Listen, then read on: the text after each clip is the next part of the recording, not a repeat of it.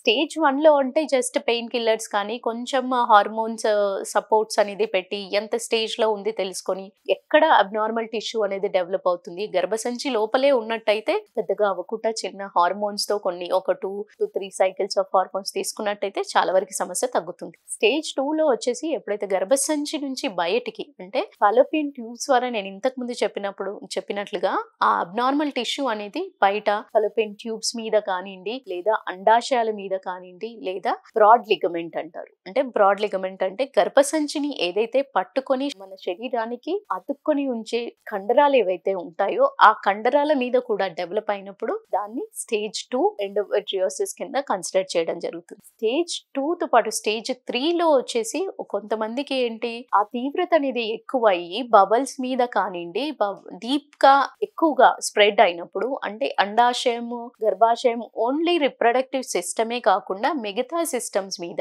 అంటే ఎప్పుడైతే బబల్స్ మీద డెవలప్మెంట్ అంటూ జరుగుతుందో లేదా బ్లాడర్ మీద అంటే చుట్టుపక్కల గర్భసంచి చుట్టుపక్కల ఉండే ఆర్గాన్స్ మీద similar type of tissue develop అవుతూ ప్రతిసారి ఋతుక్రమం వచ్చినప్పుడంతా ప్రతి పెయిన్ఫుల్ పీరియడ్స్ వచ్చినప్పుడంతా వాళ్ళకి యూరిన్ లో కానివ్వండి మోషన్ లో కానివ్వండి ఇబ్బందితో బాధపడుతున్నారు అంటే మాత్రం అది స్టేజ్ 3 కింద కన్సిడర్ చేసి ఖచ్చితంగా వాళ్ళు గైనకాలజిస్ట్ ని కన్సల్ట్ అయ్యి వాళ్ళ సమస్య తీవ్రత తెలుసుకొని దానికి సరిపడా ట్రీట్మెంట్ తీసుకున్నట్టయితే ఎక్కువగా స్ప్రెడ్ అవ్వకుండా నివారించవచ్చు.